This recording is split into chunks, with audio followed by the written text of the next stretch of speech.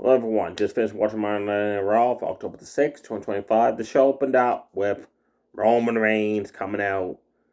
Bay Street challenging Bronson Reed to a street fight at Crown Jewel. Bronson Reed came out, blah, blah, blah, blah, blah, blah. Roman, blah, blah, blah, blah, blah, blah.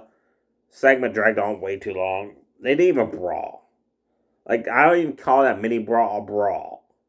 And it was just a pointless segment, opened the show. It dragged on, and it's going to be a street fight at Crown Jewel. Roman Reigns should be worried about Braun Breaker looking around the corner, because Braun Breaker is just going to destroy Roman Reigns when he finally gets him in the ring one-on-one. The opening match was Becky Lynch against Maxine Dupri, non-title. This is not a good match to start off the show at all, folks. Wow. What should have been a 5-minute match went on almost 20 minutes. Oh my god. I fought Maxine Dupri over the years. Was getting better. A couple weeks ago when she fought Becky, she did good. Then tonight she showed she still got a lot of work to do. If you're going to pretend to punch someone, at least make an effort to make it look good. Don't still stand there, just punch the mat. Easy as you can see, easy as day. Then she stands there and looks dumbfounded so Becky can get up and explode suplex in the barricade outside the ring. Maxine Dupri does a running sit-down powerbomb and lets go before the free count. Becky just kicks out and just looks at her like, you do know you're supposed to cover me until I kick out, right? Kind of look. Becky just dragged it on by punishing her in the corner, outside, and then Maxine Dupri she did an awesome spin kick. I did like that. That was amazingly done. Becky went out of the ring, started showboating, mouthing off on top of the announce table. Maxine won by countout. And then she runs to the back. She's all excited like she won a title, or she won the Royal Rumble, or she main evented at WrestleMania. You should not be excited, first off, they won by countout. You should not be excited, second off, because you suck tonight, Maxine Dupri. And hopefully she goes back and someone tells like, when you do pin covers, you should not let go. And the other one then kicks out, looks at you like, means to make it look good. Like, she's got a lot more work to do for sure. Becky, I've seen better performances from her in the past. This one tonight, not up to par. Io Sky took on Kairi Sane one-on-one with Asuka ringside. Now, I love what Io Sky did. She attacked Asuka, beat the crap out of her before the bell rang outside, got in the ring, and Kairi Sane was right there. They started exchanging takedowns, reversals. Then it ended up out of the ring gate. And man, then Kairi Sane, Alabama slammed Io Sky into the metal part of the ring apron. Her head bounced off that. My God, that was brutal to watch. And then Kairi Sane just stomped her in the corner, boot her in the face in the corner, body slams. Io Sky fought back during the match, hit that top rope drop kick, drill into Kairi Sane. Hit a Hurricanrana. Went for like a Styles Clash X Factor combo, but Kairi Sane landed on her feet and then just smoked her with like a kind of like a shining wizard, but picture that, but with like a forearm instead of the running knee. Went for the top rope elbow drop. Again, Io Sky moved out of the way. Asuka got up on the ring apron, distracted Sky. Sky knocked her off the ring apron. Kairi Sane rolled her up. Ref did not see Asuka help Kairi Sane steal the win. Your winner, Kairi Sane. After the match, they beat the crap out of Io Sky with double team moves. And I love how Asuka does that. She holds on to the opponent while Kairi Sane delivers that top rope elbow drop. And just leaves him laid out. And Io Sky was laid out. Where was Rhea Ripley? Some partner she is. It's not even there tonight, apparently, afterwards. They announced she was on a live event somewheres. You have a match coming up at the pay-per-view when it's a tag match. Your partner should be there to back you up, right? Ollie Valkyria, with Bayley in her corner, took on Roxanne Perez or Rodriguez in her corner. Man, what a nasty whiplash style arm drag takedown Roxanne did. Started working on the arm of Valkyria, elbow drop, stomping on it. A leg drop on it. Then Valkyria fought back. And I don't know what she was going for. She did like a cartwheel move, slipped. And Roxanne waited for her to grab hold of it and then do the Northern Lights suplex. I didn't like that at all. watching like Valkyria slip on the cartwheel move, and then Roxanne just standing there like waiting for her to do the move. Son on the outside of the ring, Regal big boots Bayley in the face. Valkyria runs, drop kicks Regal through the ropes, sending her into the barricade. She turns around, Roxanne comes through the ropes, pitched a perfect tornado DDT. Valkyria just bounced on the outside, rolled in the ring, hot pox. 1, 2, 3, your winner for the fast win, Roxanne Perez. After the match, as Judgment Day left the ring to the back, Bayley picked up Valkyria, like, let's go kick the butts. And it showed them backstage, and they got a hold of Regal and did a number on her big time. Then Roxanne ran up, and they did a number on her. So Adam Pearce makes it official next week. It's going to be a tag match, Bayley and Valkyria against Judgment Day. I love that brutal attack backstage Bayley and Valkyria did. Maybe either Valkyria's going to turn heel, and Bayley's like already a heel, right? And then 1 week she's a babyface, 1 week she's a heel. So maybe Valkyria turning heel, then Bayley turns heel to make a heel tag team instead of feud. It would be a cool swerve. Because everyone's expecting them to feud against each other, but what if they actually make them a tag team again, but as a heel version?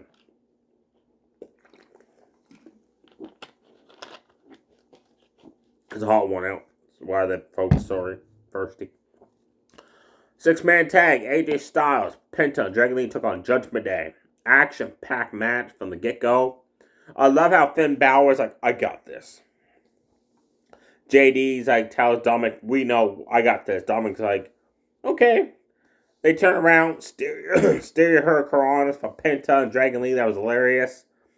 AJ Styles hits Dominic, then tosses Balor on the outside, hits that phenomenal form to the outside, smoking Finn Balor. Match finally starts, and it's all Judgment Day getting the butts handed to him.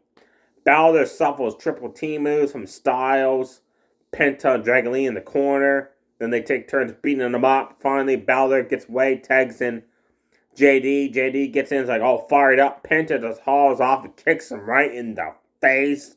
The Dragon Lee hauled off and kicked him in the back. Poor JD. He didn't deserve that as soon as he got in the ring. Dominic is the one that gets the offense going for Judgment Day after like 10 minutes of them getting beaten up. Just ground and pound tackles Dragon Lee down, beats the crap out of him with ground and pound attack. The Three Amigos stomps in the corner, DDTs him, tags in Finn Balor, who comes off the ropes with an awesome slingshot stomp to Dragon Lee's face. Tags in JD, does an amazing slingshot plunge off the ropes onto Dragon Lee, and then they work on him for quite a bit until Dominic, after the Irish whip Dragon Lee into a corner, and Dragon Lee bounced back first out of the corner. Dominic started showboating. That allowed Dragon Lee to make the tag. Penta comes in, everybody's fighting everybody at this point. The Rusev, who's still ticked off that last week Dominic hit him with the title on the back of the head and low blowed him to keep the belt, came out and attacked Dominic. But he didn't really attack him. He grabbed the hold of him. The referee didn't see that. Then Penta went to super kick Dominic, who ducked, so Rusev got drilled with the super kick. In the ring, Styles hits the Styles Clash on JD Maduga for the 1, 2, 3. Then after the match, I love what AJ Styles said. He got on the announce table and said, Crown Jewels this weekend, me and John Cena, we're going to tear it down. He said, we're going to leave everybody else like, we don't know when we're fighting on the match card, basically. We're going to tear it down, and whoever's after us, they're going to put in a lot more effort, basically, to make up for the match they're going to have. And I cannot wait for John Cena versus AJ Styles for the very last time before Cena retires this year. Of all the matches they have had in the past, they've always put on amazing matches. I hope they get like 30 minutes at least and just non-stop actions, what I want. I don't want no interference from somebody. I don't want no shenanigans. I just want a straight down awesome wrestling match between these two guys. John Cena, I know he's probably going to win because he just came off a loss against Brock Lesnar, but what if Styles gets to win one last time against John Cena? Because John Cena's career is coming to end. He can afford to lose to AJ Styles one last time to boost his career up before he retires next year. There was a segment on the show where CM Punk came out. Let's talk about him and AJ Lee's victory over a couple weeks ago over Seth and Becky Lynch and how he's going to have to be the one to dethrone Seth Rollins and become world champion again. LA Knight came out and he said, no. Look, I was traded to Raw for Sami Zayn for two reasons. One, main event matches, which I'm getting. But two, I was promised title matches, and I've yet to receive those. Then Roman Reigns is backstage with the Usos, and basically orders Jay, and Jimmy to go out and interrupt the segment. So this whole storyline where before Jay was the one that we got sick and tired of Roman bossing them around and left the bloodline, and Jimmy stayed loyal to the bloodline. They're basically doing the exact same storyline, but reversing the roles for the Usos. That shows right there. They got nothing majorly planned for the bloodline. They're just milking it dry. For what's worth. And honestly, it's got to end soon. Like, have a match, bloodline, they lose, they're done. They don't team up again, ever again. Anyways, the Usos came out. Super kick melee. LA Knight got super kicked. Punk got super kicked. Jay got super kicked. Jimmy's the only one that didn't get super kicked and stood tall. So that's set up for the main event. And the Usos, man, they did a number on LA Knight with relentless double team attacks. Oh my god. I lost count how many double team maneuvers they delivered to LA Knight, who finally countered a suplex from Jimmy into that jump up neck breaker. Hit another jump up neck breaker. Then, instead of tagging in Punk, decided to go mouth off to Jay. Jay smoked him, pulled him out of the ring, sent him into steel steps, and then sent him back versus the barricade. LA Knight, you should have made the tag. He suffered some more double team moves from the Usos. And finally, he got away, tagged in Punk. Punk got in, ran and just kneed Jimmy, pushed it perfectly in the corner. Then catches Jay coming off the top rope, go to sleep. Then LA Knight tags in, runs in, and steals the win. And then he leaves. He's like, yeah, I got the win. And Punk's like, what the heck, right? It was a good match. I enjoyed it from start to finish, but you could tell the ending was rushed, which I didn't like. But I love how LA Knight snuck in, got the win, and just like bragged about it. Some segments happened backstage. Rusev approached Adam Pearce and demanded an Intercontinental title rematch against Dominic because of what happened, the shenanigans last week. Instead, Adam Pearce books Dominic versus Penta next week for the Intercontinental Championship. Rusev's going to interfere in that match, I bet you.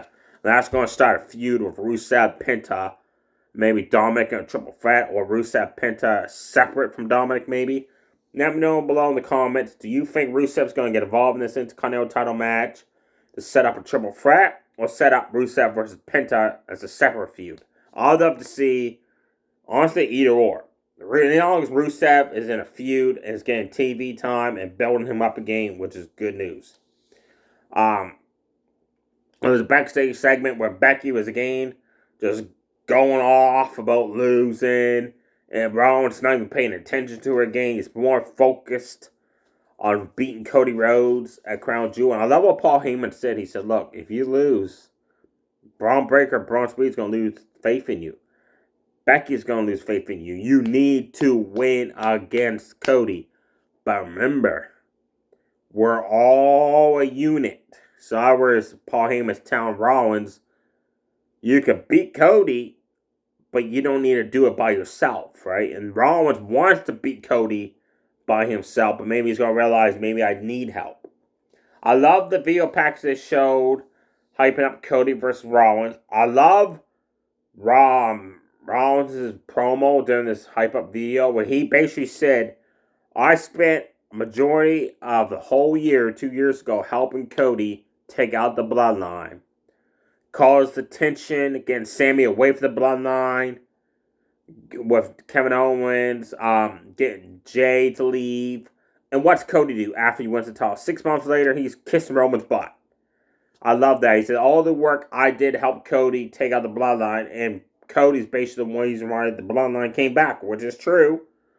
Cody's ego got the best of him. I love how Cody, like during his version of the interview, tried to spin the rib around on Rollins, but you could tell it wasn't going to work because Rollins' promo in that interview was picture perfect, and he 100% spoke the truth, which I loved. Next week, we also have John Cena's going to be in attendance, I guess I heard. They didn't show that on the screen, but the announcers were talking about it. So next week on Raw, you got the IC title match between Dominic and Penta, and you got Judgment Day versus Oliveira and Bayley in a tag match, which should be good. There you have it, folks.